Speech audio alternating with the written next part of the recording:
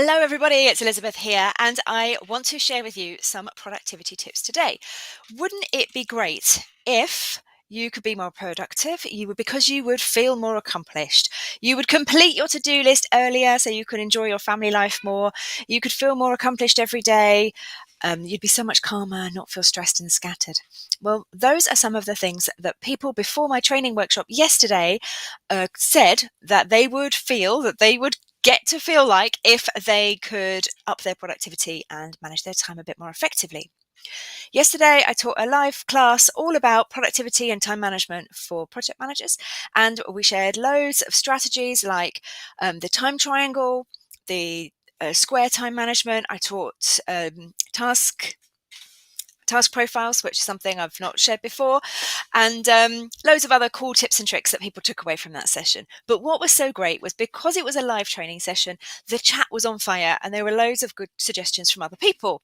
Because while I know that I'm pretty good at managing my time, I'm not the world's greatest expert. None of us are. And the power of being in a virtual room full of other people is the knowledge of the crowd. So we had loads of great tips shared in the chat yesterday.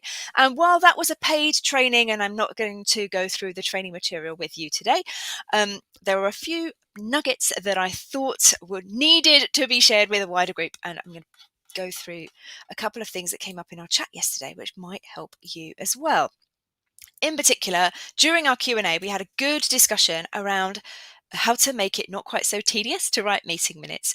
Because when you're thinking about productivity, we want to streamline as much as possible and get rid of all of the mundane, admin, boring tasks that fill up our time and pull us away from other activities. So while we did talk about some practical strategies for doing that in the class, finishing meeting minutes and sending them off on the day was mentioned as one of the ideas for just getting it off your plate, just finishing it and getting it done.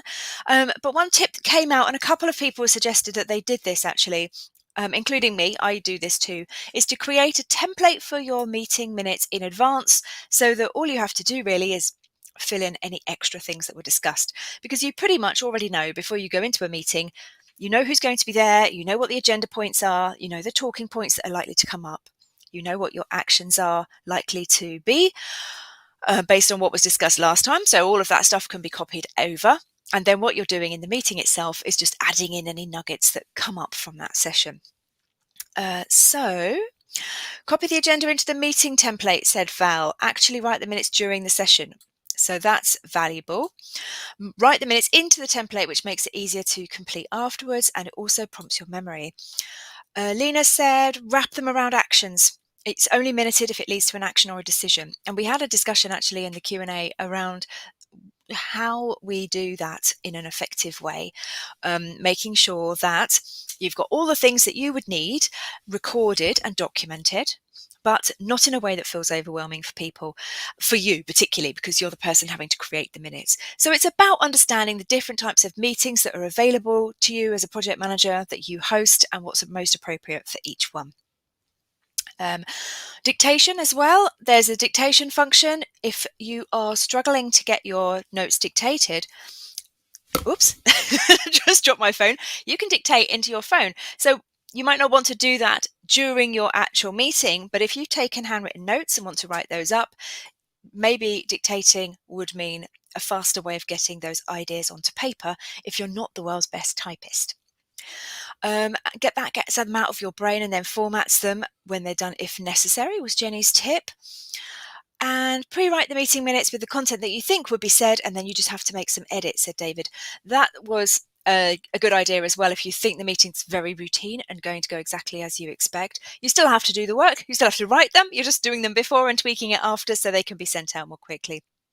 A couple of people in the group also use Rocketbook, and we talked about software tools for transcribing and editing meeting minutes afterwards as well. So that helps too. So that was good. There was some, the conversation in the chat goes on and on, but how do we get meeting minutes out quickly was a good point. Then we looked at some other people raised questions about productivity. Well, the whole thing was about productivity, but specifically around procrastination. Because one of the issues, and I don't know whether you struggle with this as well, is feeling motivated. How do you motivate yourself? Because productivity requires you to actually do some stuff in the day. You have to do your work. And if you don't, then that's, tricky because you need to be able to find the things and get on with the work and prioritize your time. And if you don't feel like it, then you're not going to do it. So we had quite an interesting chat about how do you get into the right mood to be actually doing your work. What does that even look like? How do you know if it's the right mood? How can you organize your time and your week around the moments where you're going to be able to be switched on as much as possible? So that was helpful. And then we talked about other tips for busting procrastination. And I'd love to hear if you have any ideas about that too. What works best for you? Do you end up, giving yourself a reward at the end of a task so you can do more activities? Do you motivate yourself like that? Do you set yourself deadlines that you have to finish? Do you motivate yourself by, and one of the people in the chat suggested this, thinking about the worst possible situation that could happen if you have not done this work, and then and then using that as your motivation. Basically, the fear factor of trying to get your work done and what might happen if that work is not completed in time. Getting motivation is not easy, especially if you're in the wrong job or you're doing work that is not interesting and appealing. And we talked in the training around different techniques that you can use to make sure that work is shared around the team in the most effective way so that people don't feel like their motivation is lacking. However, that's not always the easiest thing to do if you don't have control over your project resources, if they don't work for you, and also because some of the more boring activities as a project manager still need to happen. You do still need to write project reports. You do still need to write minutes and update things and keep good records and do archiving. And the more things that you can do to put processes in place to standardize and streamline and automate all of that, the easier it will be for you to manage. And there were some other good tips as well that came out with helping with procrastination. And one colleague, one participant in the training said, "I've been in firefighter mode. I'm just exhausted from being in constant panic." And that's a real challenge because I think lots of people feel like that, especially on the run up to a go live. So if you're feeling like you've got huge amounts of work, everything's overwhelming, it's really difficult to try to lift yourself up out of the situation and do things in a slightly different way. So we talked about that as well, and just in terms of strategies around how you can try to get a bit of headspace away from being in reactive mode all the time, and how you can create that time for yourself so that you've got some ring-fenced activity, ring-fenced thinking time, ring-fenced strategic planning time, whatever you want to call it, to try to get that space so that you can think more about how to do things differently in the future.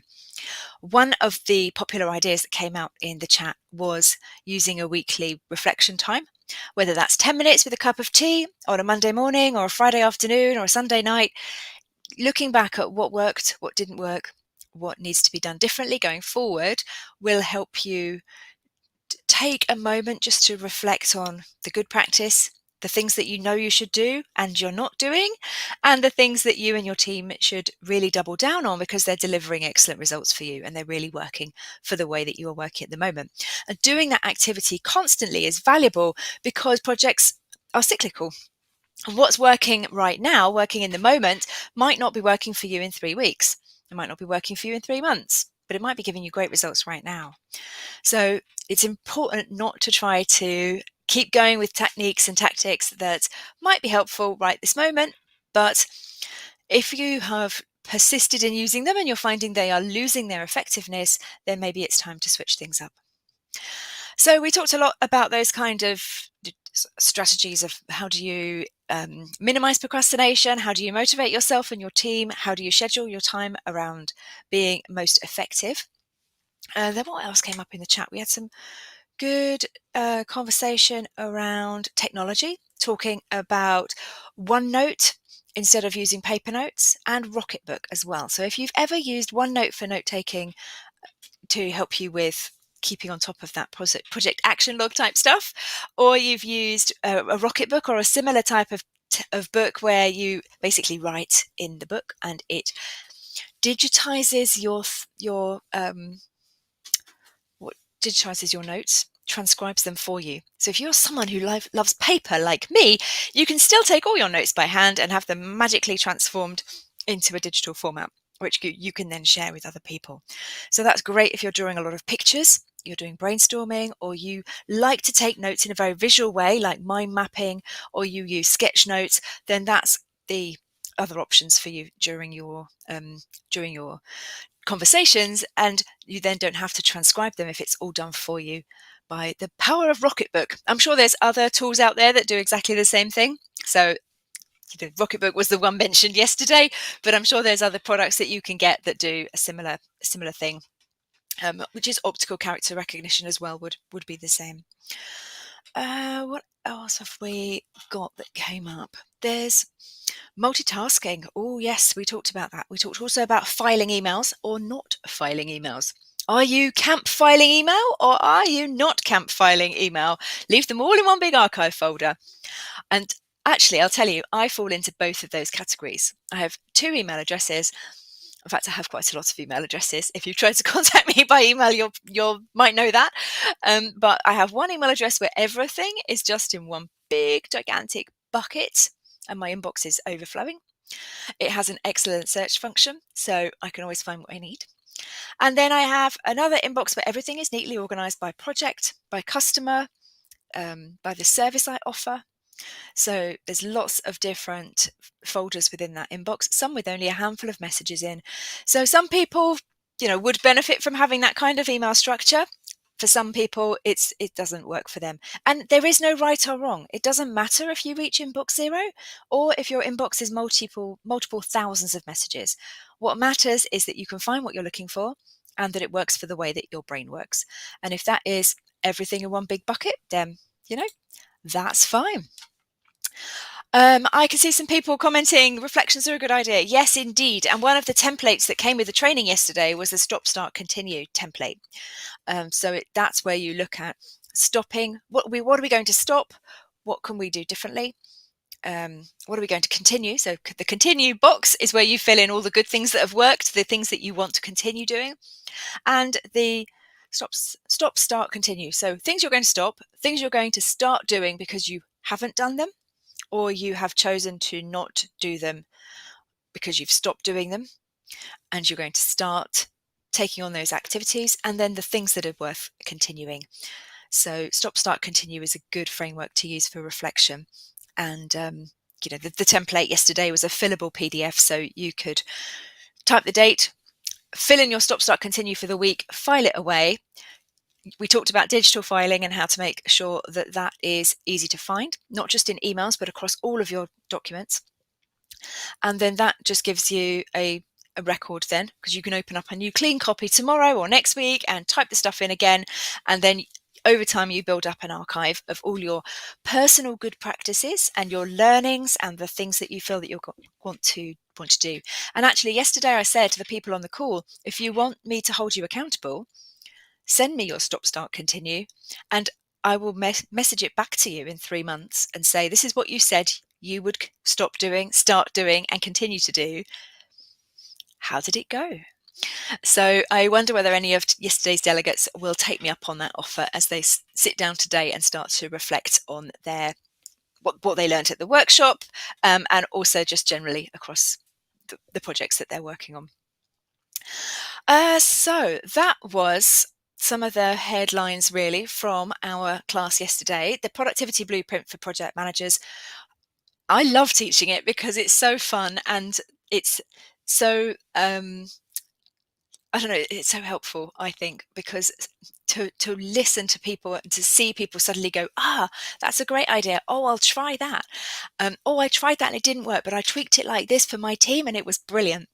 And also all that conversation in the chat, people sharing their ideas and, the real life stories of what works and what doesn't work. And that's really important, I think.